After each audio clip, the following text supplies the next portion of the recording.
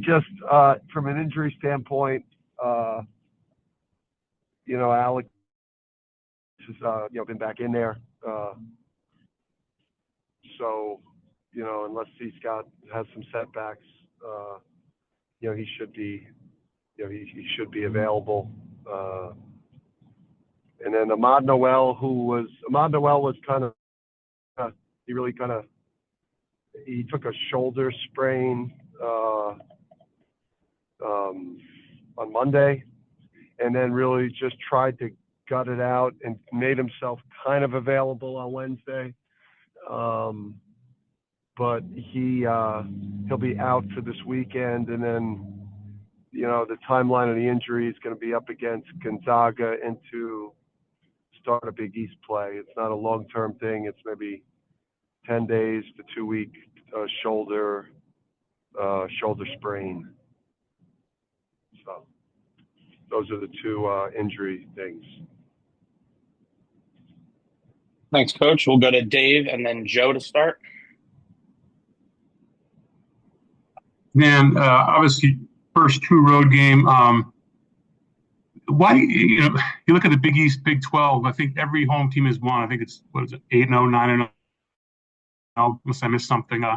Does it feel like it's almost more difficult to win on the road these days for whatever reason? And how big is this game for you guys as your first road test? Yeah.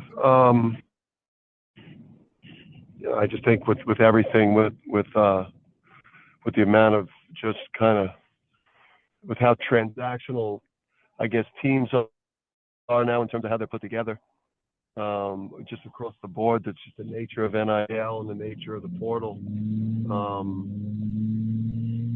Teams aren't as cohesive. They're not. Cultures aren't as strong. Cohesion is not as strong. Players are playing on a team with totally new players, and it's really, really hard to win on the road. Road wins are a sign of like just a really strong, connected, team. That's really, really the only teams that win on the road, especially against good teams, are top flight teams. So I just think that there's the nature of college basketball, in this new era where it's going to take teams, I think, a little bit longer to mature and develop. And then for us, if we don't get our defense and our rebounding together, it'll be really hard for us to win on the road. So yeah, it's an exciting game. It's a fun place to play. Texas got a great program and a really old, really talented team. So we're excited for the challenge.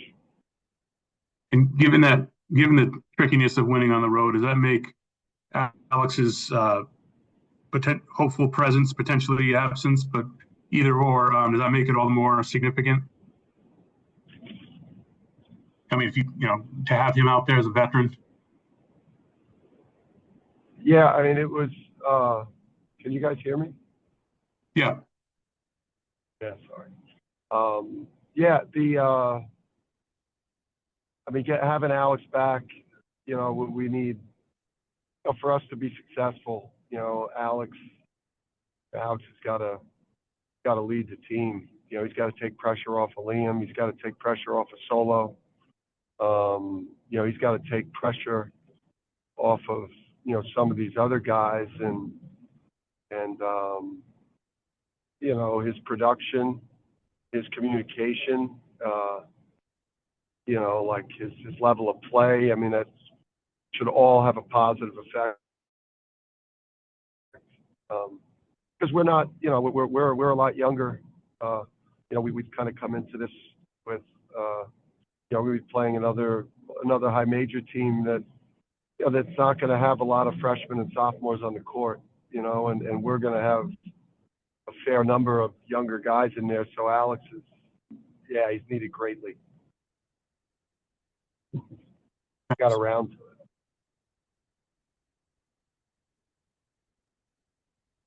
Go to Joe. If you're good, Dave. So you are. Hey Dan, I just wondered how did the team react, in the days after that Baylor win? Obviously, is a big one, and what did you maybe learn without having Alex there about the roles of other guys and how they fit together? Was there anything that stuck out to you that you can take forward? It was just nice to see, um, you know, to see us show more, more mettle, more fight. There was obviously all three of the games we had lost the week prior. There were opportunities for us to win those games, so we showed an ability to win a close game. I think it was good to see some individuals, like what Aiden did. I thought was important for his confidence and the collective confidence.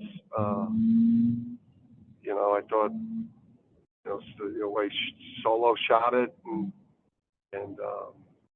the way Sampson battled, and there was like some things that I think we could build on. But in the end, we've got to get so much better individually right now. I would say that like we're underperforming in every possible way from a defensive standpoint, and then also from a rebounding standpoint. And that's just in the end is as much relief as you feel from getting the Baylor game.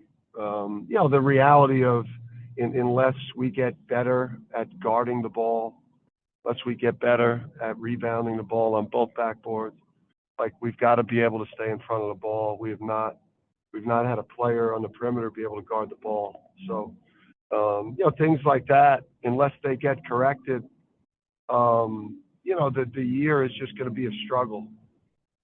So that's been really the challenge coming out of the game. Hey guys, we feel a lot better. I think what I said to the team exactly was, I feel better, but I don't feel great. It's just we all felt better, but we don't feel great because what's made us, what set the standard for UConn basketball was, we've got a top 5, top 7 offense, but our defense is hovering in a very bad place, and our rebounding has not been good. Thank you. We will go to Roger and then Zags. Hey, Dan. Liam hasn't shot the ball great the last few games. Maybe that's partially because of the hip that he had there in Maui, but he seems to be doing other things out on the court and putting a lot of effort and playing with confidence. What do you like about his play right now? Yeah, I mean, I like the fact that he drove it and got to the foul line. He put pressure on the defense that way. He's shown the potential to help us with our rebounding issues. He'll continue to get better. I think those numbers will go up. I think he's gonna, continue to learn how to use the offense to get, quality shots. But he made huge shots down the stretch of that game. I mean, there was so much, pressure on him to come through for us with Alex out. And not having a ton of other, people that were, huge threats offensively, that he came through for us in the clutch without Alex. And right now he's at top of scouting report for us. So this, everything he's going through is just going to make him so much better as the year goes on. And what challenges does Texas present? Does it start with their defense, their top 20 defense right now in both field goal percentage and points? Yeah, I mean, they got the stud freshman, and the stud freshman is surrounded by really just grown men. I know how good Pope is from, watching him in, in the Pac-12, from watching that so much with my brother. Obviously, we've got experience from having played against some of their other players and, in other schools, and you've got a familiarity, but, they're deep. They're deep. They're old. At every position, they're old, and I think they're going to be really good. I think they're a legitimate, top 20 team, without question. If not Thank better. you.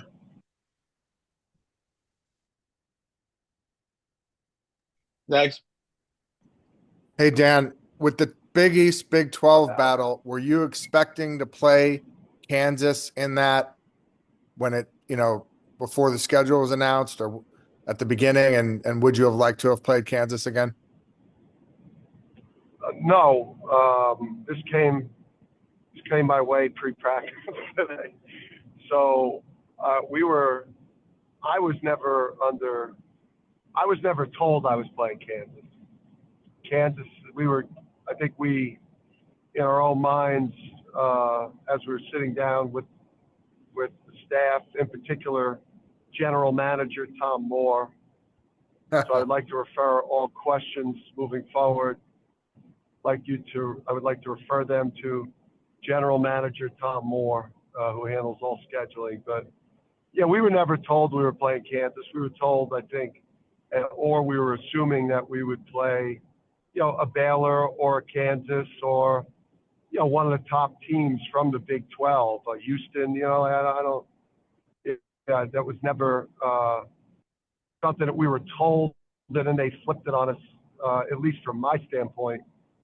And then we are in conversations with Kansas to do a 2-year, potentially, or a 4-year, home and home type of thing. So they've been communicating pretty openly with us about potentially doing that.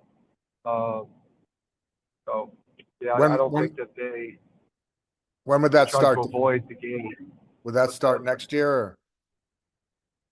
Yeah. We're talking to some people right now. Again, I could forward General Manager Tom Moore's number to, or Bobby could do that as Coach well. Moore's, but yeah, I mean, we're what was that, Bobby? Coach Moore is actually unavailable to media at all times, so please don't approach him. Okay, so he'll have no comment. But we're as we move away from from MTEs, or at least MTEs that eat up 3 games. We're with like programs. All right, and just last real quick, what would it mean if the Big East wins the Big 12 battle? It might come down to Seton Hall, Oklahoma State tomorrow. Yeah, I think it obviously it helps. We haven't we didn't get off to as good a start across the board. Us at the top of the list in the non-conference. So it certainly would be it would be positive in terms of postseason ramifications. Obviously, Creighton had a huge win. Beat Kansas. That was huge, and then just obviously feel crushed for them losing Pop Isaacs today. It was just brutal, man, and feel bad for Mac and those players and coaches. But yeah, it'd be good, man. Thank you. Gotcha. But we have time Coach, for. Sorry, Coach. We can get one more in before we have to jet off. Jaden, you want to bring us home? Jaden. Yeah, sure. How are you, Dan? What's up, bud? Nothing much. You talked about being younger and needing more from some of the supporting cast as we move forward. You look at what Jalen gave you the last couple of games, especially against Baylor on Wednesday night. How much more are you relying on the sophomores and the juniors to really push you guys closer, especially now with Alex getting back to full health? How much more do you need from some of the younger guys?